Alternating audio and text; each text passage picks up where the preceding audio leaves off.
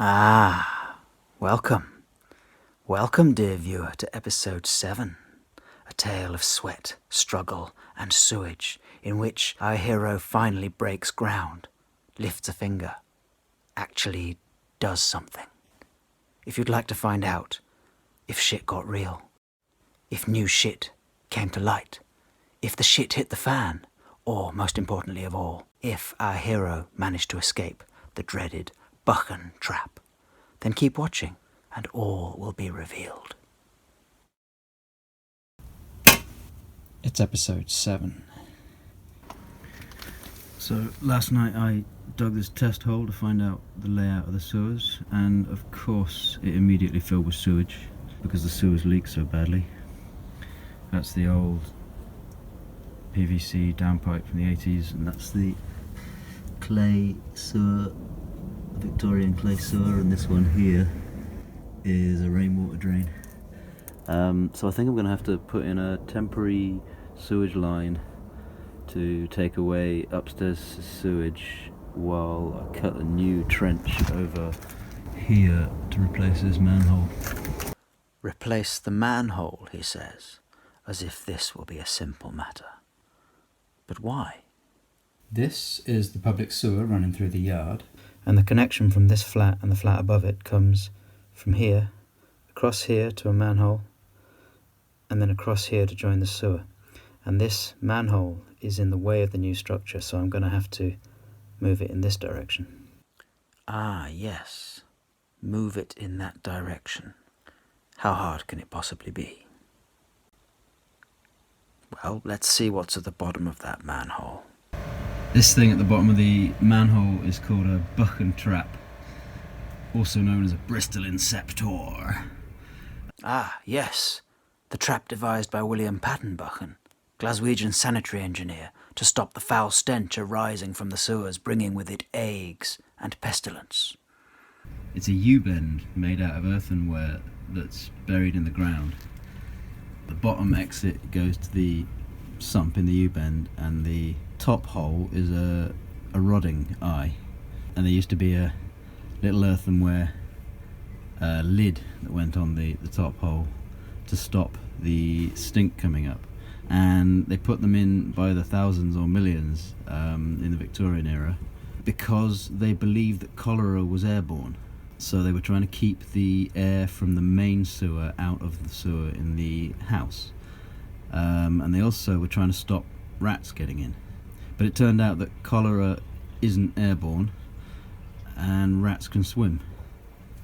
So it's completely useless. What? Cholera isn't airborne? And because it hasn't got the lid on the second hole, it also isn't even doing anything because that's a direct link that's letting the air out of the main public sewer. But there's actually nothing wrong with this one. And there is a little bit of me, I won't lie, that thinks it's a really interesting bit of sort of industrial history and is a bit sad to take it out, but they're prone to blocking. And this one is in the way of the foundations. So I'm going to have to cut the new connection in beyond it. And so it begins. Thanks again for tuning in to Great Holes of Britain. As you can see, this one's rather deep.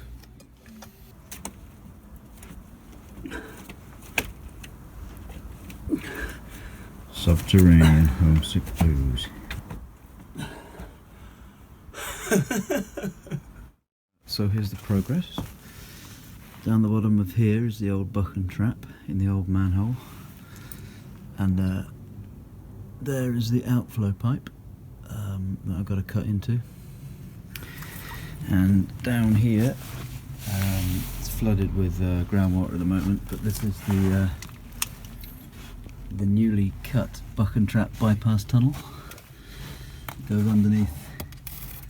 That is the rainwater drain that I'm keeping. Out here, there's the one that's going, and that's the rainwater drain.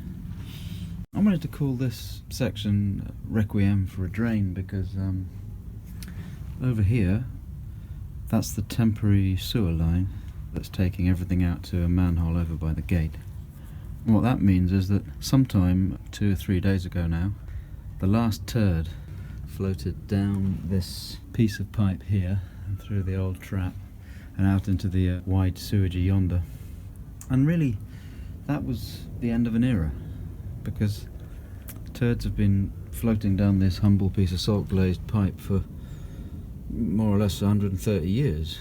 I mean, the first turd probably came down here sometime in the 1890s during the reign of Queen Victoria, and then further turds came this way at the turn of the 19th century into the 20th, through the Great War, through the Roaring 20s, the Second World War, the swinging 60s, there were turds coming down here. There might have been a Thatcherite turd during the 80s or a Blairite turd during the 90s, right up to the present day when this last turd would have flowed out down here and into the manhole. Maybe it was one of mine, or maybe the guys who live upstairs up here. So I just thought it was worth spending a moment thinking about this, because, I mean, really, if turds could speak, this pipe would have a hell of a story to tell. And in a way, it's a very intimate portrayal of the people who've passed through this building, that their movements have moved down this pipe and passed out here. Dear God. And it's a moment of sadness as well, because I've got to now chop this to pieces because it's in the way of the new foundations for the extension. But, it's made roughly the same way that the Romans would have made their drains. So it's got another couple of thousand years in it easily, but it's just not in the right place. So away it goes. And it'll have to be replaced by a cheap, flighty little piece of plastic pipe like this, which, it's quick and it's cheap and it goes together very well, but it just doesn't seem to have the gravitas of the old clay pipes. So, if you'd join me in a moment's remembrance for all the turds that have passed this way. Should old bowel movements be forgot and never brought to mind? Should old bowel movements be forgot for the sake of old lang syne? For old lang syne, my Joe, for old lang syne. We'll flush the cistern, wash our hands for the sake of old lang syne. Now we'll just take a moment to reflect on turds past and welcome in new turds to come. Thank you. Better crack on then. Sentimental fool. So it rained in the night quite heavily, and this hole filled with water and the walls fell in, and I've had to do quite a bit of digging to get the slurry back out to get back to where I left it last night. And all of this happened because this trap here has sunk and cracked underneath the joint, so that the rainwater flows out into the hole. And one of the reasons I dug it all up was to find out why the foundations of the house are so wet, so I'm certainly finding that out, which is a good thing.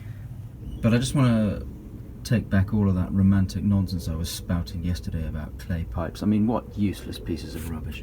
You think you'd see a piece of plastic pipe crack just because the ground shifted slightly? No, it'd be fine.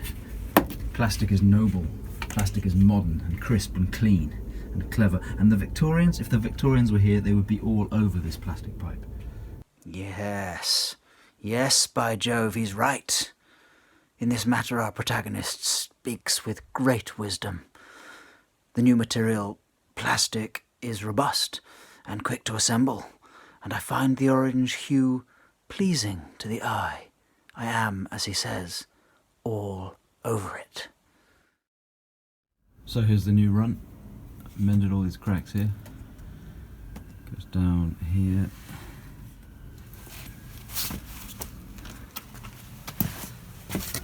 Through the tunnel. There's a new 5-way junction there. Along here. And down here. There's a curve and a new connection. And you can see the groundwater is very high. I've had to hold the new sewer in position with timber or bricks to stop it floating upwards in the flooded trench. Here are the two access points side by side. This is the Victorian one, which is dry now, and down in the bottom of here is the foundations for a new access point. I will build a brick one because I've got quite a lot of brick to use up, and it's deep, so it's easier if you've got to rod the drains to really get down there, have enough space to get down there and do it.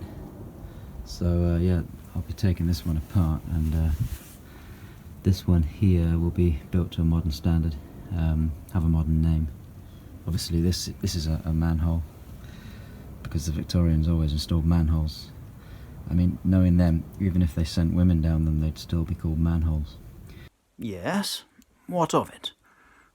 Whereas this one is a person hole, because if the drains need rodding, and any women or people of non-binary gender want to go down and rod the drains clear, I'm very keen for them to do so, just as long as I don't have to do it. And here, at last, is that person hole, completed up to ground level in brick. Woo! Here we will leave our protagonist. In the next chapter, he will deal with the foundations. But for now, with his sewage system complete, he can sleep easy in the knowledge that the pipework will guide each of the turds assuredly towards the public sewer, where it will join the unimaginable multitude of other turds, heading south towards Bazalgette's great embankment sewer, and so out into the Thames, where it will wash up and down and up and down until it finally settles on the mudflats, where it may poison a small pauper child who's searching for pennies. God save the Queen. Na na na na na na na na na na na. Nope. No, on second thoughts, let's talk about Bazalgette and his great sewer, because it's kind of an extraordinary story. And when the first turd actually floated out of the house that I'm working on in the 1870s, 1880s, around about then, it would probably have gone into Bazalgette's newly completed mega sewer, and then it would have been put as raw sewage into the Thames. But it would have been put into the Thames to the east of London, rather than in the centre of London. So although it was still a huge public health problem and an environmental abomination, it was a great improvement over what had been happening in the decades before. This is what happened. By the way, I know that you can read Wikipedia just as well as I can, but I promise this will be quick and lurid. In the mid-1840s, Joseph William Bazalgette was working on the Irish railway system, and he was really good at drains. He was good at reclaiming soggy bits of land for putting railways on and that kind of thing. And he worked hard. He liked to work really hard. And when he was there, he met a woman called Maria Koch from County Kilkenny, and they married in 1845 and went on to have 11 children. So you can be fairly sure that she was working pretty hard as well. You'll notice that when it comes to heroic Victorian-era engineers, working so hard that you have a nervous breakdown or working so hard that you die is kind of a running theme. And it was no different with Bazalgette, so by 1847 he'd worked himself into a nervous breakdown and he had to stop and recuperate. Also in 1847, a body called the Metropolitan Commission of Sewers ordered that hundreds of thousands of cesspits, pits where Londoners left the turds to rot, be covered over and the sewage instead be sent into pipes that emptied into the Thames. So they turned the Thames into a bigger open sewer than it already was, because, you know, sewers are modern and sexy. The result was that in 1848 into 1849 there was a huge cholera epidemic that killed upwards of 14,000 people. Now in 1852 the chief surveyor of the Metropolitan Commission of Sewers pretty much died of stress. I suspect he'd been working really, really hard, and Joseph Bazalgette, having recently recovered from an overwork-induced nervous breakdown, said, yes, that's the job for me. Because, you know, Victorians. Bazalgette would later be appointed the chief engineer, and in that role he would suggest a huge sewer improvement scheme that would solve London's sewage problem. But the problem was that this would be eye-wateringly expensive. It would be heart-stoppingly, bowel-shudderingly expensive, and so nobody wanted to pay for it. So, in 1853, there's another huge cholera epidemic that kills more than 10,000 people. Still, nothing is done. Then, in 1858, came the Great Stink. The Great Stink. The Great Stink came about because in the July and August of 1858, the weather was particularly hot and particularly still. The River Thames was very, very polluted, and the streets of London were literally running with raw sewage. And these things combined so that the air quality became absolutely dreadful, and it was unbearable and nobody wanted to be there. So there was a mass exodus from London, partly because it was so horrible, but partly also because people at this point still believed that the stink carried the cholera. And so now Parliament had no choice but to sign an order and say to Bazalgette, go on then, build your sewer, we don't care what it costs. They didn't want to pay for it, but they had no choice because London was falling apart. It's worth pointing out here that this is something that was affecting Parliament directly. The stink of the Thames was so bad that they dipped the curtains in the Houses of Parliament in a solution of chloride of lime to try and help deal with the smell. Had it just been something that was affecting some poor people somewhere down the road, probably nothing would have been done. 9 years previously, in 1849, a physician called John Snow had released a paper saying, hey, I think that cholera is actually carried by waterborne pathogens, but nobody took that much notice. So at the time of the Great Stink in 1858, the general consensus was still that cholera was airborne. So the interesting thing about this is that just like the Buchan Trap in my backyard, this vast, expensive sewer improvement scheme that Bazalgette undertook was undertaken for the wrong reasons. They believed that if they controlled the stink, then they'd control the cholera. But luckily, whilst controlling the stink, they also controlled the wastewater, which was where the pathogens were really coming from. So he succeeded in reducing the amount of cholera and typhoid and typhus, but he succeeded for the wrong reasons. He didn't really know why it got better. John Snow, in the meantime, kept on pushing the idea that cholera was carried by waterborne pathogens until he finally won everybody round, famously by removing the handle of a water pump in Soho when he saw that there was a cluster of cholera cases around it and the number of deaths started to drop. They later proved that the well that the pump was drawing from had a leaking sewer running into it. So now Joseph Bazalgette had the cash to splash and he set about completely rebuilding London's sewage system. This is what he did.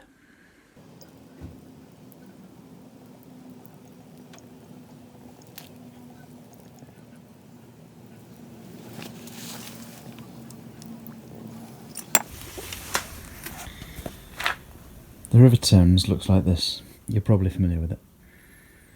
Dum dum dum, Bazalgette will build a sewer. Anyway, North London is here and South London is here, and the tidal estuary goes out to the east. So here in North and South London, there's sewage running in the streets. So the first thing Bazalgette does is build over 1,000 miles of smaller drains to pick up the sewage and take it towards the river. Then he builds 2 huge inceptor sewers on the north and the south bank of the river. These are brick-lined tunnels that pick up the smaller drains as they come to the river and send the sewage out to the east. And depending on the lay of the land, he builds these at a low, medium or a high level. And then where he needs to pull the sewage up from the low level to the high level to keep it flowing east, he employs huge pumping stations which have in them the biggest steam engines in the world at the time. So on the north bank, there's a pumping station at Chelsea, and another one at Abbey Mills in the Lee Valley. On the south bank, there's a pumping station in Deptford, and another one in Crossness. And this keeps all the sewage flowing to the east until it reaches 2 points on the north bank in Beckton and on the south bank in Crossness, where they have 2 huge balancing tanks to capture the sewage. And what they do then is they wait until the river is at high tide and they empty the balancing tanks into the Thames. Job done.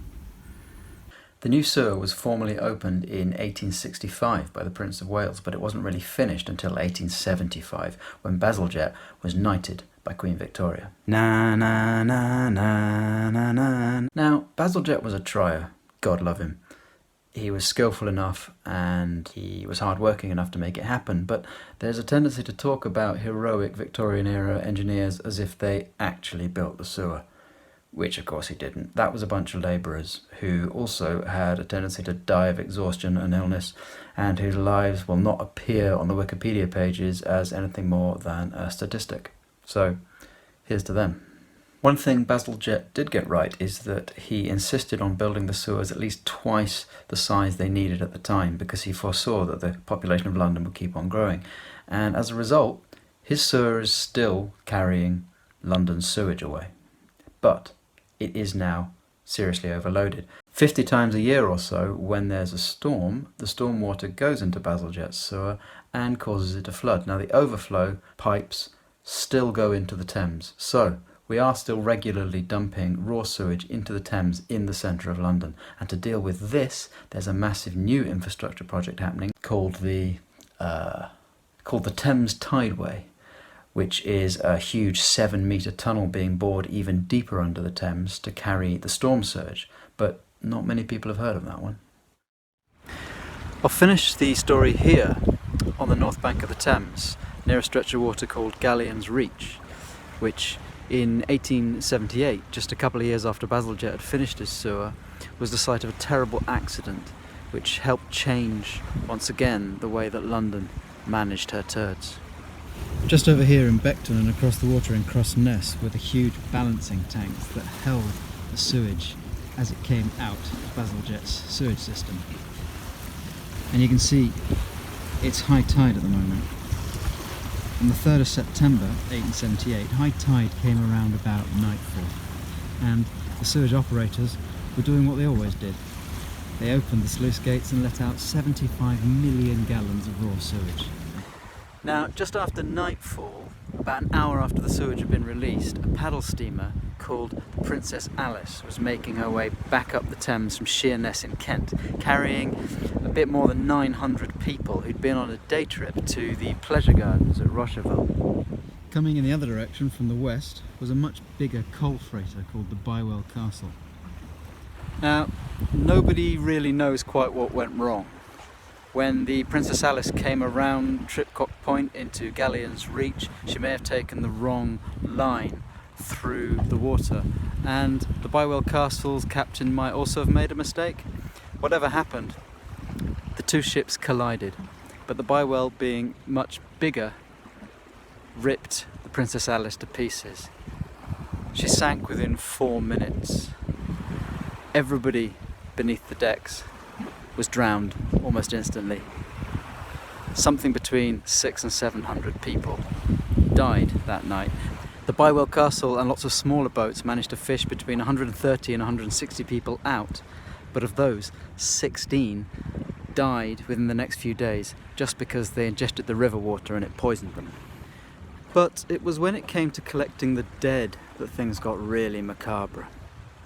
The bodies had been washed all the way to Limehouse in the west and down to Erith in the east. And so they paid the Thames boatmen a commission for each body that they recovered. But this meant that in some instances the boatmen ended up fighting over the corpses. Once they got them onto land, they were taken to several different makeshift mortuary sites where thousands of grieving relatives were traipsing around London trying to identify their missing loved ones. But when they got there, the river had been so polluted that the corpses were covered in a kind of slime that made them very difficult to identify. And this slime accelerated the rate of decomposition of the bodies, so that they had very little time in which to do the identification. Just 6 days after the accident, they had to take hundreds of unidentified bodies and put them in a mass grave in Woolwich Cemetery. In the aftermath of the accident, there were several inquiries and lots of wringing of hands about what should be done. And one of the suggestions was that they needed to give the river police steam-powered motor launches because, you know, you can't save hundreds of people from a river of shit using a rowing boat. This one here is a descendant of those boats, I suppose. Another thing that was suggested was, hey, maybe we should do something about the 75 million gallons of raw sewage we pour into the river every high tide. And what they did about this was to commission 8 sludge boats, which took the raw sewage out into the North Sea and dumped it. Now, the first of these boats was named after Joseph Bazalgette. Lucky Joseph Bazalgette. Now, Bazalgette died in 1891, so he never got to see the sewage treatment works that had been built here by 1900. That meant that the sewage that was being taken out was already processed to a great degree and a lot less toxic. But the practice of taking the sludge into the North Sea and dumping it went on until 1998, which is kind of extraordinary. I'm not sure what they do with it now. Maybe they sell it in garden centres or something. It's a sad story. All of these people have just gone on a day trip to a pleasure garden that was billed as the Moonlight Trip to Rocheville, and they ended up literally drowning in a river of shit. Kind of a buzzkill. Apparently the tidal Thames didn't really cut it as a tourist destination after that. It makes you think though, rather like having basic workers' rights or the vote. Being able to flush and forget about it is something that's actually quite hard won. All kind of puts my little job rerouting the sewers in the backyard into perspective as well.